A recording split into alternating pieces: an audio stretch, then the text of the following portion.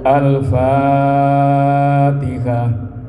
A'udzu billahi minasyaitonir rajim. Bismillahirrahmanirrahim. Alhamdulillahirabbil alamin. Ar-Rahmanir Rahim. Maliki yaumiddin. Iyyaka na'budu wa iyyaka nasta'in. Ihdinas siratal mustaqim. Siratal ladzina an'amta 'alaihim ghairil maghdubi 'alaihim waladdallin. Amin. Wa'tik kita baca bersama. Bismillahirrahmanirrahim. Ikuti saya. Wa'tik wakaf. Ayo. Wa'tik wakaf. Fir'aufi bil wa'dishkuran wahfaz lisan nakasummafar jakatagnamu wa'tik wakaf fir'aufi bil. Ayo.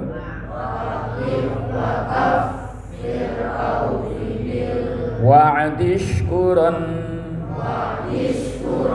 wahfaz lisanaka summafar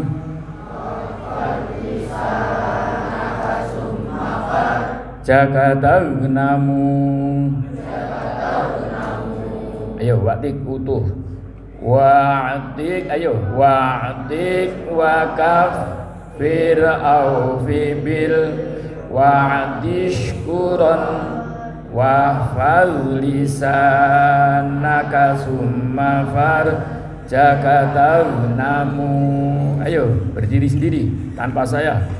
Wa'tik wakaf fir'aufi bil wa'dishkuran wahfaz lisanaka summafar jakatagnamu. Ulang.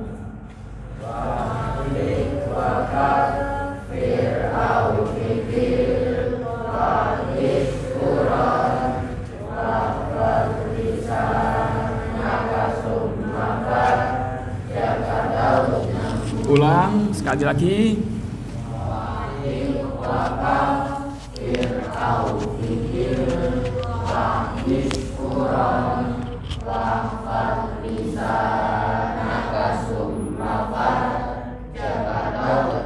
Wa'tiq, ayo. Lan merdekakno sira. Wa'tiq, ayo. Wakaffir, lan bayaro kifaroh sira. Wakaffir, lan bayaro kifaroh sira. Aufi,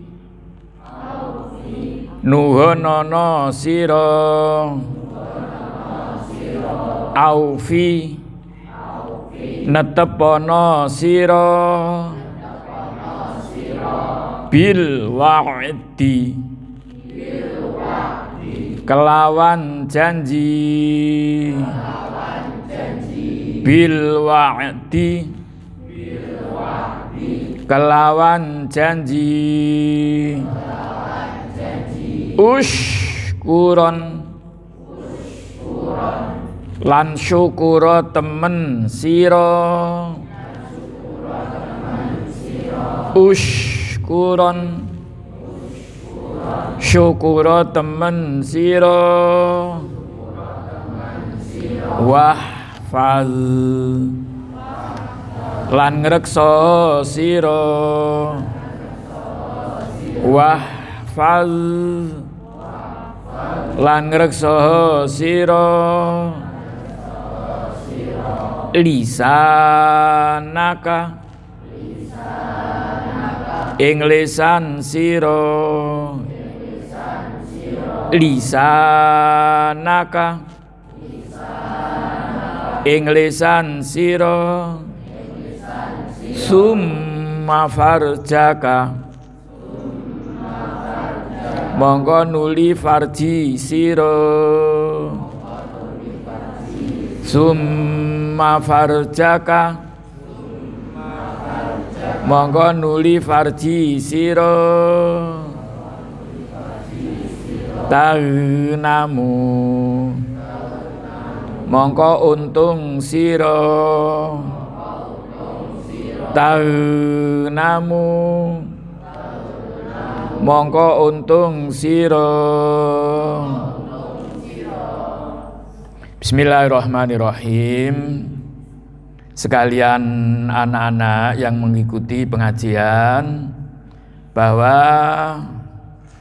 setelah beberapa saat kita mempelajari tentang keimanan sampai pada nomor angka yang 29, maka pada hari ini kita masuk ke cabang iman, angka yang nomor 30.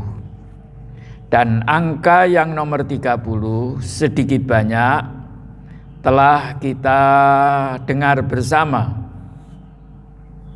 Sebagaimana syair nazam dalam kitab yang kita baca ini, Qomi Utuyan, pada hari ini kita ulang kembali sedikit. Wa'tiq wa kafir, ini sudah kita pelajari.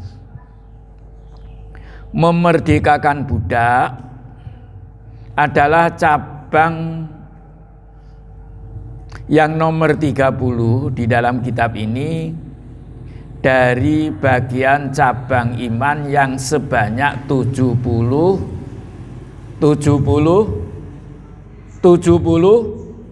Ayo keras, 77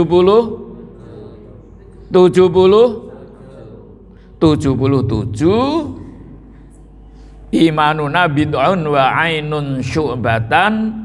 Iman kita dibagi atau ada cabang sebanyak 77. Sedang sekarang kita membaca syair wa'tiq wa kafir. Ini sudah kita terjemah, memerdekakan budak. Sekarang sudah tidak ada perbudakan, tapi masih ada orang memperbudak orang lain. Memperlakukan orang lain untuk diperbudak adalah termasuk perbuatan dosa. Memperlakukan orang lain diperlakukan seakan-akan sebagai budak adalah perbuatan yang tidak dibenarkan oleh agama. Justru agama Islam antara lain sebagai bukti bahwa kita ini iman kepada Allah adalah memerdekakan budak. Kalau kita berbicara tentang budak, zaman dulu terutama waktu Romawi kuasa, penguasa disebut kaisar. Waktu Persia menjadi penguasa dunia, penguasa Persia disebut Kisra dan Kaisar adalah orang-orang yang paling memperbudak manusia di bumi ini. Setelah Islam datang, Islam oleh Allah diperintahkan untuk memerdekakan budak, baik dilakukan secara perorangan atau karena keterpaksaan dihukum untuk harus memerdekakan budak. Ini di dalam hukum Islam terjadi. Jadi seseorang memerdekakan budak itu ada kalanya karena ditetapkan sebagai orang yang terhukum menurut syariat agama Islam, sebab mempunyai perbuatan yang harus memerdekakan budak, kemudian dia dituntut untuk memerdekakan budak. Tapi ada yang sukarela. Saya sebagai orang yang mampu, mempunyai uang lebih, ada budak, kemudian saya merdekakan. Ini namanya sukarela. Jadi memerdekakan budak adalah sebagian dari cabang, ayo jawab, cabang iman yang nomor 30. Alhamdulillah. Wa kafir yang ke-31 adalah membayar kifarat. Kifarat adalah suatu perbuatan, suatu pembayaran berupa uang, bisa berupa makanan, bisa. Karena seseorang melakukan sesuatu yang di dalam Islam orang itu terkena denda, kemudian orang itu diwajibkan membayar kifarat. Contohnya seorang ibu hamil, dalam mengandung mengkhawatirkan kesehatan dirinya karena tidak sesuai dengan kemampuan badannya, dia tidak kuat puasa, boleh meninggalkan puasa dan diganti dengan membayar denda. Ini namanya bayar kifarat. Dan banyak sekali orang-orang yang karena dibebani syariat untuk melakukan puasa, dia tidak menjalankan puasa, kemudian karena tidak mampu, karena sakit, karena uzur tua, karena hamil dan seterusnya, ini boleh membayar kifarat sebagai pertanda orang yang iman, sebagai pertanda orang yang iman. Cabang iman yang nomor 31.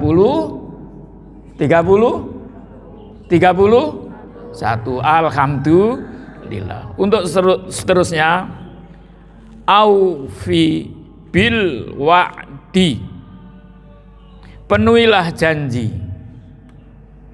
Jadi orang iman itu kalau mempunyai janji harus dipatuhi.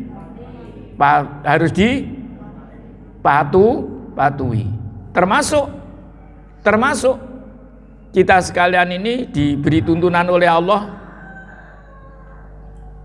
aufu bil wa'di innal wa'da kana mas'ula. Firman Allah, penuhilah janjimu, karena janji itu akan dipertanyakan di sisi Allah.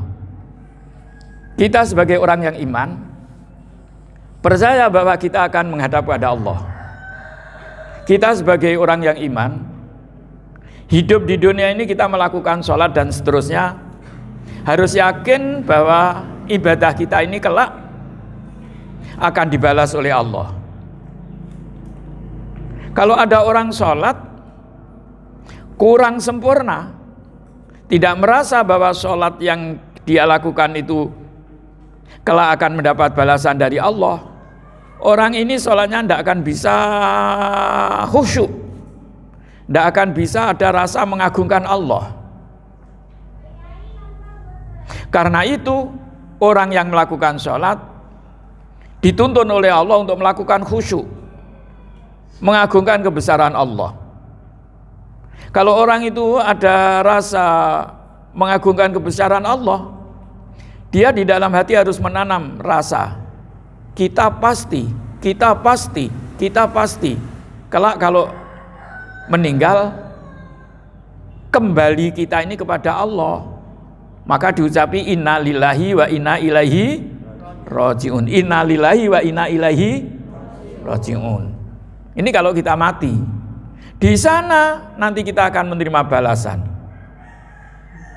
Sekalipun panjenengan orang iman yang sempurna, anak-anak ini sempurna, sholatnya sempurna, tapi kalau sering-sering tidak memenuhi janji, kalau mempunyai janji senantiasa cedera, khianat, dia menganggap janji itu sesuatu yang enteng saja, kelak kita akan mendapatkan perlakuan dari Allah yang cukup berat. Sebab janji-janji kita sekalipun kepada sesama teman, sama manusia, kepada orang tua, kepada tangga, kepada pak guru, akan dipertanyakan oleh Allah. Kalau kamu memenuhi janji-janji itu, panjenengan sekalian akan mendapatkan pahala dari Allah. Tapi kalau kamu cedera dari janji itu, khianat, kamu akan dituntut oleh Allah. Bahkan memenuhi janji ini termasuk bukti keimanan yang sempurna. Orang yang sering khianat, tanda orang munafik. Tanda apa? Tanda orang munafik. Munafik itu orang yang setengah-setengah. Pengakuannya iman, tapi hatinya memusuhi Islam. Orang yang munafik ini orang yang amat berat siksaannya di sisi Allah. Karena itulah sampai Nabi memberikan pesan kepada kita bahwa tanda-tanda orang munafik, satu diantaranya apabila berjanji adalah khianat. Anak-anak, jangan sampai belajar khianat. Sebab khianat adalah tanda bukti kita bukan sempurna imannya. Khianat adalah tanda bukti kita sebagai orang yang kurang sempurna imannya. Bahkan bisa masuk ke ranah munafik. Ayo, bisa masuk ke ranah munafik. Ini cabang iman yang nomor berapa? Yang nomor berapa? 32. Kita berlanjut. Usykuron, matur nuwuna sira. Syukur, berterima kasih adalah pertanda iman. Kalau ada seseorang mendapat anugerah kemurahan Allah, mendapat limpahan fadl Allah, orang ini tidak berterima kasih pada Allah, maka pertanda orang itu imannya kurang sempurna. Bahkan syukur tidak hanya kepada Allah saja, Tuhan semesta sekalian alam, tapi juga kepada sesama manusia. Diajari apa enggak oleh para ustadz untuk berterima kasih? Diajari apa enggak? Diajari apa enggak? Diajari apa enggak? Untuk berterima kasih. Firman Allah dalam Al-Quran, la in syakartum la azidannakum. Barang siapa, saya tarik, apabila benar-benar engkau berterima kasih, pasti akan aku tambah. Jadi kalau kita ini mendapat anugerah dari Allah, mendapat kemuliaan dari Allah, mendapat kemurahan dari Allah, kita ucapkan terima kasih Allah dengan bahasa agamanya alhamdulillah, akan ditambah oleh Allah. Nikmat-nikmat anugerahnya Allah akan ditambah. Senang apa enggak kira-kira kalau ditambah? Alhamdulillah. Demikian pula sabda Nabi memberikan tuntunan kepada kita, malam yashkurin nas lam yashkurillah. Siapa orang yang tidak berterima kasih kepada sesama manusia, sama halnya orang itu berarti tidak terima kasih kepada Allah.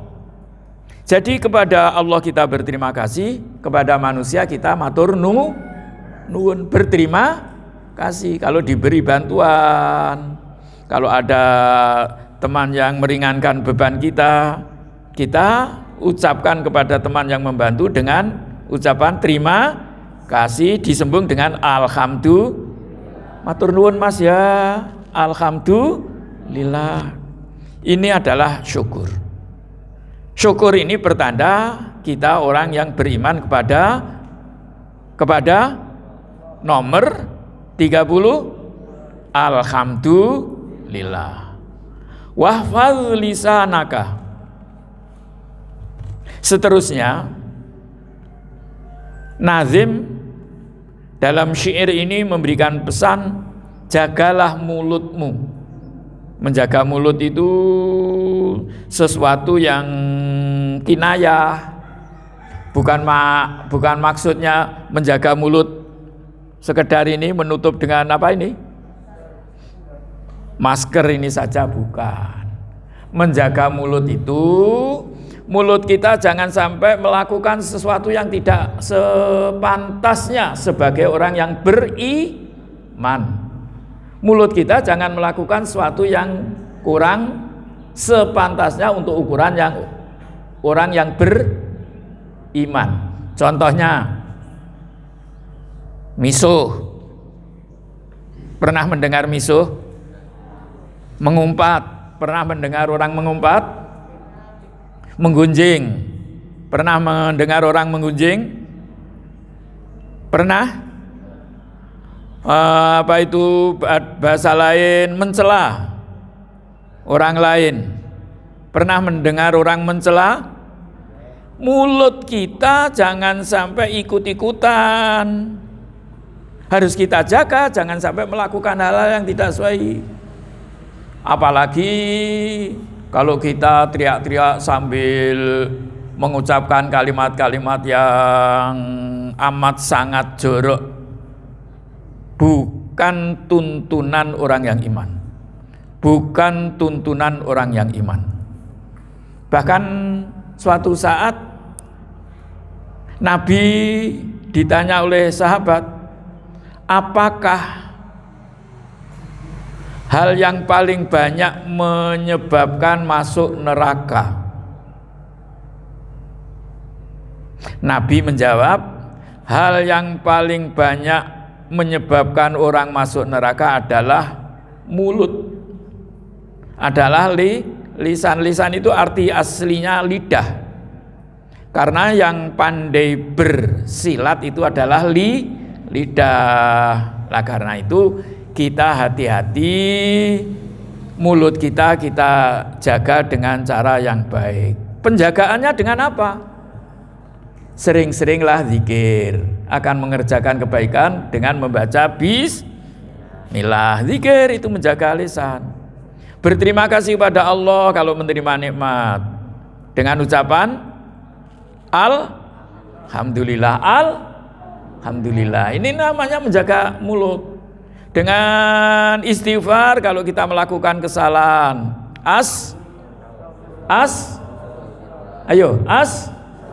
Astagfirullah, ampunilah ya Allah, aku mohon ampun padamu ya Allah, itu astagfirullah. Kalau kita takjub, heran melihat sesuatu yang aneh, kita ucapkan subhanallah. Kalau takjub, kalau kita melihat sesuatu yang ajaib, kalau sesuatu yang di luar nalar kita terjadi, kita melihatnya, cepat-cepat membaca subhanallah. Ada lagi, kalau kita mendengar keluarga kita yang mendapat musibah, kita ucapi innalillah. Ini jaga lisan. Ya, ini yang namanya wahfaz lisanaka.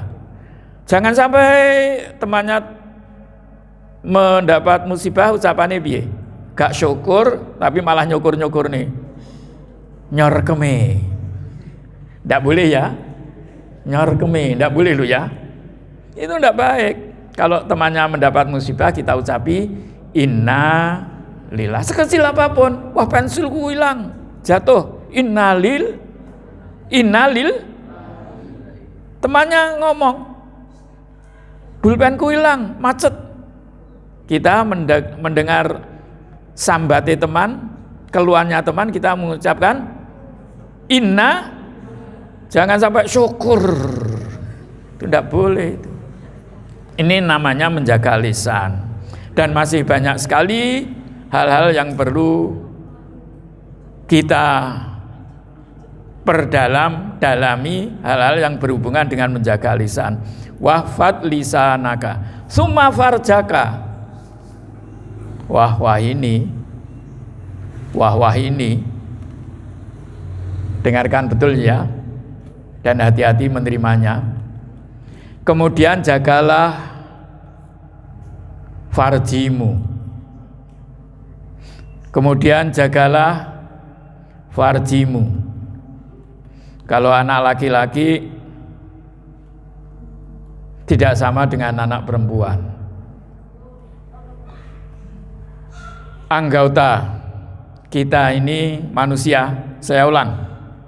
Anggota kita manusia ini kebanyakan sama. Tapi kalau berbeda satu dengan yang lain, anggota ini, itulah yang disebut nama bahasa yang membedakan antara perempuan dan laki-laki. Apa itu? Yaitu yang laki tidak sama dengan yang perempuan. Tangan sama, mulut sama, mata sama, telinga sama, rambut sama, kaki sama. Tapi ada yang tidak sama. Tapi ada yang kok mesem?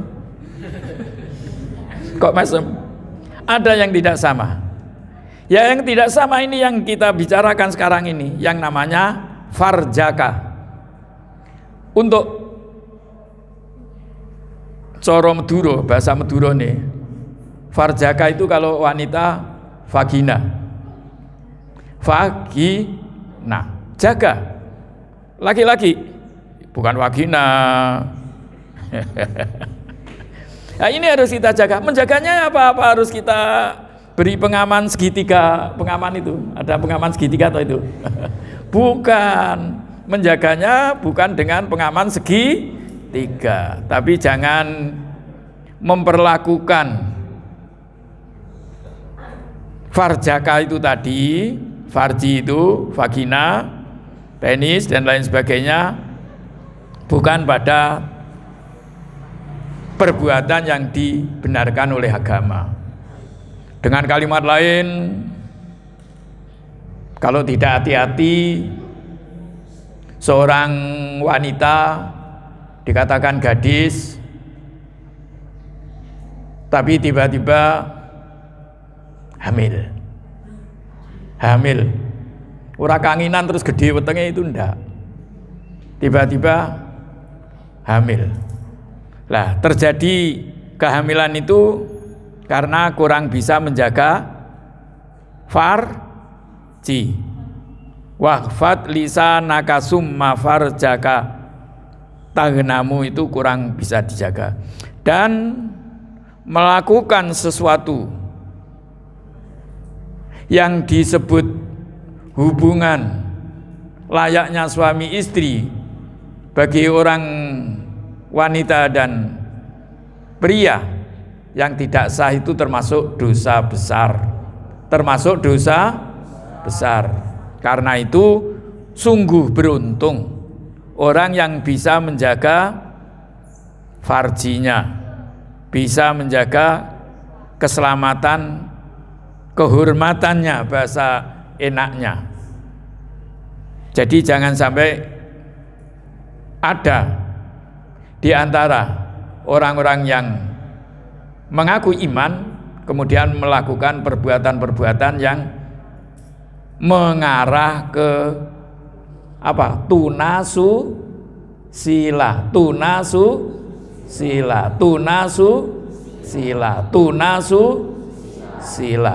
Tuno kuwi kerugian, susila kuwi tata krama. Orang yang melakukan hubungan suami istri bukan pada hal yang halal, bukan suami istrinya, itu adalah tunasusila. Wong sing kerugian tata kramane. Alhamdulillah. Inilah bagian-bagian keimanan. Jadi pada nazam ini ayo kita baca dulu bersama bis.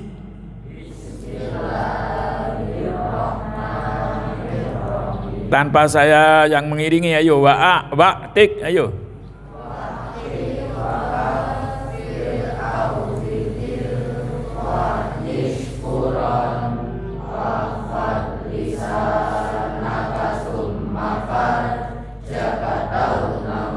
Dalam satu nazom ini ada 5 cabang iman. 5 cabang iman, yakni yang pertama adalah memerdekakan budak. Yang nomor 2 membayar kifarat. Yang nomor 3 adalah memenuhi janji. Yang nomor 4 adalah berterima kasih. Nomor 5 menjaga lisan. Nomor 6 ada 6. Menjaga farji. Menjaga farji. Alhamdulillah.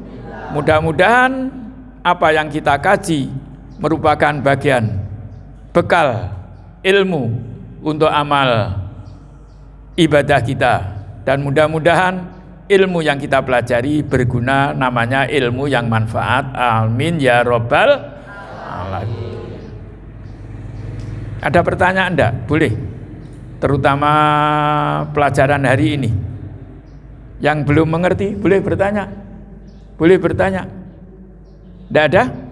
Kita tutup.